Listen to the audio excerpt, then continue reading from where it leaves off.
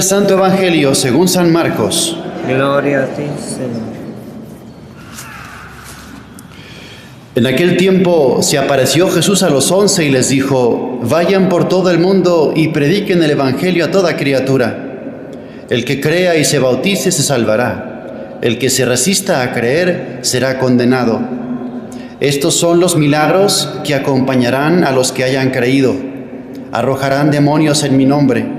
Hablarán lenguas nuevas, cogerán serpientes en sus manos, y si beben un veneno mortal, no les hará daño. Impondrán las manos a los enfermos, y éstos quedarán sanos.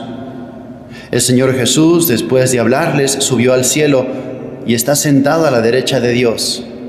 Ellos fueron y proclamaron el Evangelio por todas partes, y el Señor actuaba con ellos y confirmaba su predicación con los milagros que hacían. Palabra del Señor. Gloria a ti, Señor Jesús. Queridos hermanos, celebramos hoy día 25 de abril la fiesta del evangelista San Marcos. San Marcos no conoció directamente a Jesús, no fue discípulo de Jesús. Su historia es preciosa. Era de una familia acomodada, una familia hebrea, que prestaba su casa, su instalación, para las primeras reuniones de la comunidad de la iglesia naciente. Y ahí Marcos conoció a la iglesia, y ahí Marcos conoció el mensaje de Jesucristo, y ahí Marcos se enamoró del Evangelio, y ahí Marcos se puso al servicio de la palabra de Dios. Acompañará a Pablo y a Bernabé en un viaje misionero, y después estará con Pedro, será el secretario, el intérprete de Pedro en Roma, y después fundó la iglesia en Egipto y fue obispo, y ahí lo martirizaron tal día como hoy, un 25 de abril del año 68. Hay unas partes de la historia de Marcos que son preciosas y que nos enseñan mucho. En primer lugar, la importancia del ambiente cristiano de una casa y de una familia. Hechos de los Apóstoles menciona justamente este detalle, que la mamá de Marcos, que se llamaba María, le abrió las puertas de su casa. Era una casa quizá grande. Abrió las puertas de su casa para que se diesen las primeras reuniones de los cristianos. Y ahí se juntaban para orar, para compartir la palabra de Dios, para celebrar posiblemente la Eucaristía. En esa época, en la época de Pentecostés y los primeros años de la iglesia, Marcos tenía más o menos unos 10 años. 10, 12 años. Y ahí ese niño, Marcos, escuchaba la predicación, compartía la oración, conocía a los primeros apóstoles, y ahí encendió el corazón de Marcos el fuego de la palabra de Dios y del Evangelio. Y rápidamente Marcos se puso al servicio de la iglesia. Pero fíjate qué precioso es esto. Una familia que originalmente no conoce a Dios, pero que está en el ambiente. Y es que el Evangelio y la fe a veces es como la lengua materna. ¿Alguien te enseñó? ¿Alguien te hizo estudiar tu lengua materna? No, simplemente es lo que está en el ambiente, lo que respiras, lo que escuchas, lo que se habla en tu casa. Eso aprendes. El mayor catequista de Marcos no fue Pablo, ni tampoco fue Pedro, fue su mamá. Su mamá, una mujer de fe, que abrió su casa a la iglesia. Y lo que ahí se escuchaba, y lo que ahí se vivía, y lo que ahí se sentía, fue encendiendo el corazón de Marcos. Antes de grandes predicadores, Dios necesita hogares encendidos.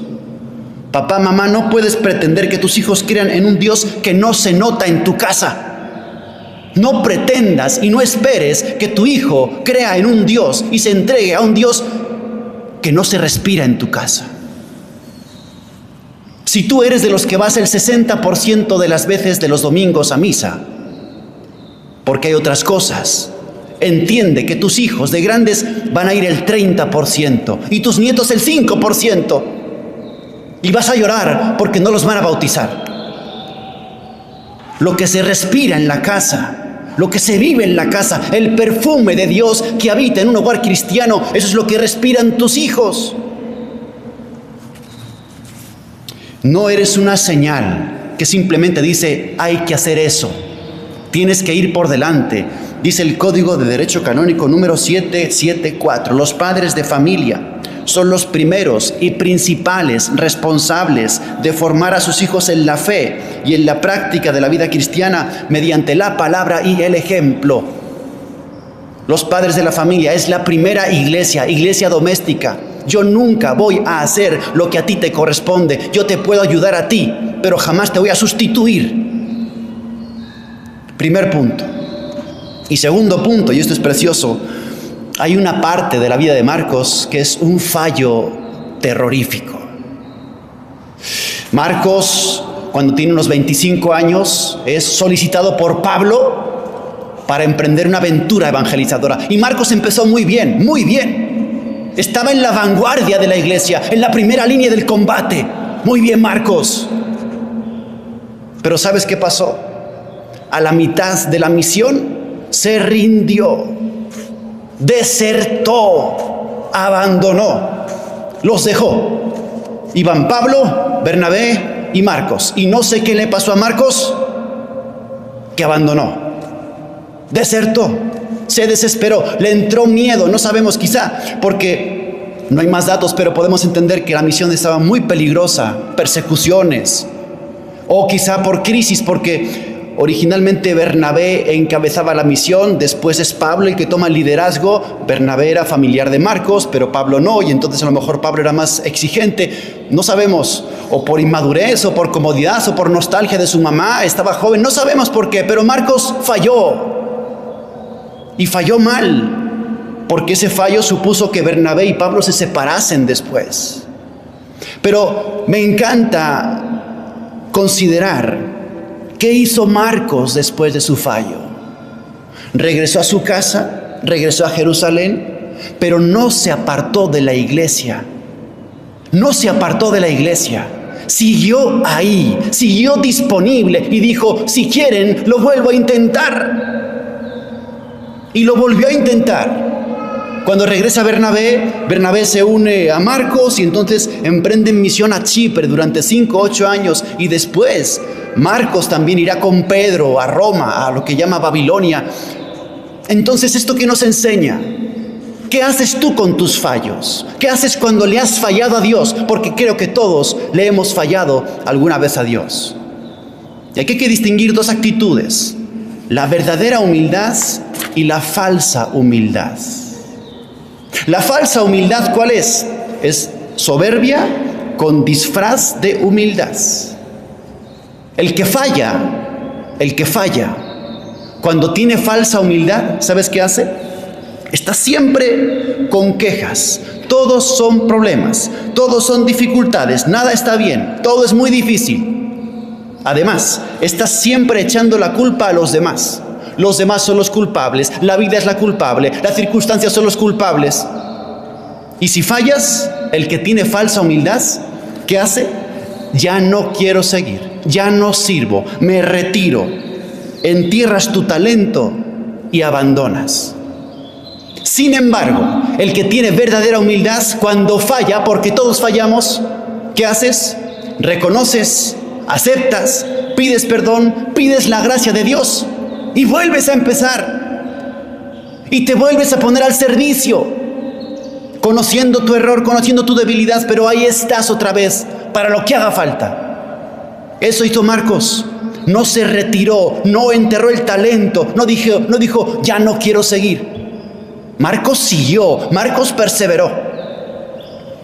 Y desde el punto de vista del que está viendo el fallo del otro, mira, ha dicho el apóstol San Pedro en la lectura que has escuchado, que el soberbio es enemigo de Dios. Los soberbios son enemigos de Dios. Total que no se parecen a Dios, total que no tienen caridad. Y cuando ves un fallo en el otro, ¿qué haces?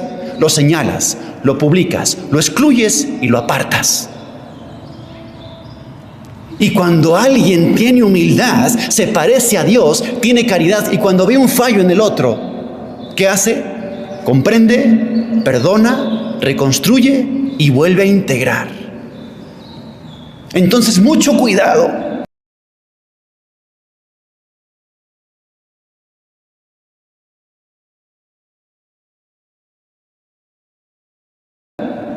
Porque a veces tenemos el corazón lleno de soberbia en nuestros propios fallos. Nos rendimos, abandonamos y nos apartamos. Y no, hermano, santo no es el que no cae, santo es el que siempre se levanta. Aunque caigas 1000 veces, pero no entierras el talento, no te rindes. Y dices, aquí sigo, pase lo que pase, porque Dios me llamó. Y si tienes humildad y si tienes caridad, cuando ves el fallo de otro en tu familia o en tu comunidad, no señalas, no publicas, no apartas y no excluyes, sino que perdonas, comprendes, reconstruyes. Así se hace la iglesia, con personas que fallan, con personas que no son perfectas, pero que piden la gracia de Dios, que suplican el don de lo alto y que siguen adelante. Hoy es un día precioso para agradecerle a Dios el don de tantos santos, de tantos que han sido llamados y que han perseverado a pesar de sus fallos. Y hoy es un día para darnos cuenta de que si tú y yo caemos, porque sí caemos y fallamos, no nos tenemos que rendir. No se trata de destruir ni de enterrar, sino de reconstruir desde la gracia de Dios y desde la humildad. Que el Señor se apiade de nosotros y que prenda en nuestras familias y en nuestros hogares el fuego del amor de Dios y del Evangelio. Que así sea.